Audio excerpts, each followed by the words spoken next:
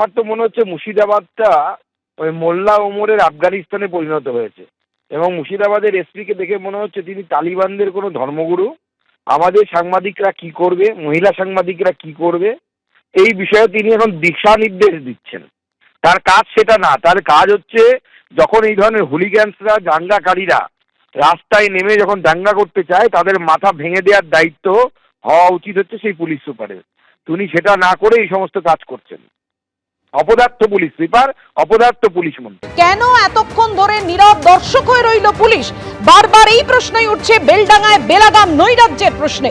বেলডাঙ্গা থানা থেকে মাত্র 1 কিলোমিটার দূরে বড়ুয়া মোড়ে সেখানে তাণ্ডব হলো। জাতীয় সড়ক সম্প্রসারণের কাজে নিযুক্ত ঠিকাদার সংস্থার ক্যাম্প পর্যন্ত ভাঙচুর হলো। ফের রাস্তা অবরোধ হলো। ঝাড়খণ্ডে মুর্শিদাবাদের পরিযায়ী শ্রমিকের মৃত্যুতে যখন উত্তপ্ত বেলডাঙ্গা, তখন পুলিশ বলছে আমরা ধৈর্যের পরিচয় দিয়েছি। অবশেষে 30 ঘন্টা পর রাস্তায় নামলো পুলিশ। বেলডাঙ্গা স্টেশনে বিক্ষোভের জেরে বন্ধ করে দিতে হলো ট্রেন চলাচল। পথ অবরোধ তুলতে গিয়ে বিক্ষোভের মুখে পড়লেন হুমায়ুন কবির। বহরমপুর থেকে কলকাতাগামী বাসে ভাঙচুর করা হলো, আধলা ইট ছোড়া হলো বাসের মধ্যে।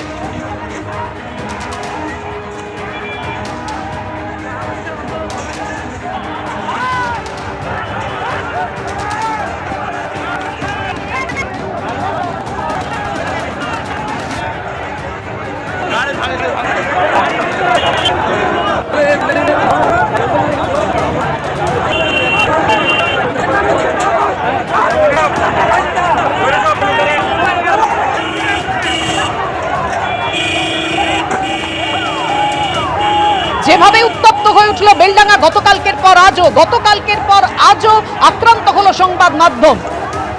হামলা হলো আমাদের প্রতিনিধি এবং চিত্র সাংবাদিকদের ওপর। দেখতে পাচ্ছেন আপনারা একের পর এক মুহূর্তের ছবি, যে মুহূর্তে জ্বলছে বেলডাঙ্গা, অগ্নিগর্ভ বেলডাঙ্গা।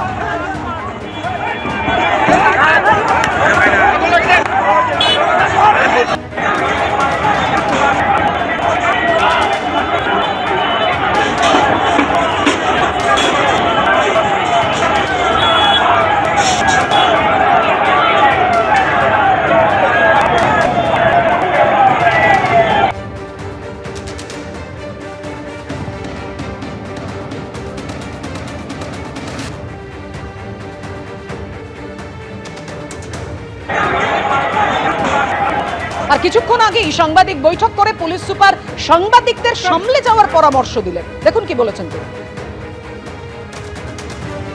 একটা অপ্রিয়, ডেফিনেটলি খুব খারাপ কালকে ঘটনা হলো। তো ওর মধ্যে আমরা অনেকটা চেষ্টা করলাম কি কমপ্লেন পাওয়ার জন্য, বাট কমপ্লেন হতে পারে উনি মেডিকেল ইস্যুতে একটু ইনভলভ আছেন। তো আমরা সুমোটো কেস করলাম। কেস করে আমরা এখন পর্যন্ত 4 জনকে ডিটেইন করেছি। ওখানে যে মেন লিডার ছিল, ওর নাম আছে মতিউর রহমান, যে কালকে ও যে রেসপেক্টেড যে লেডি জার্নালিস্ট আছেন ওনার উপর অ্যাটাকের মধ্যে ইনি মেন, কালকে ওই ঘটনার মধ্যে ছিল। আজকেও ছিল সেম বর্মা স্পটে, লেকিন কালকে কিছু করেনি। আজকে যখন মেরেছে, যখন ভিডিও আমরা পেলাম, তখন আমরা যখন কম্পেয়ার করলাম তো উই ফাউন্ড কি এরা ছিল। তো এই 4 জনকে আমরা অ্যারেস্ট করে ও পার্টিকুলার কেসে আমরা পাঠাবো, যে জার্নালিস্ট ইঞ্জুরি যে কেস আছে কালকে।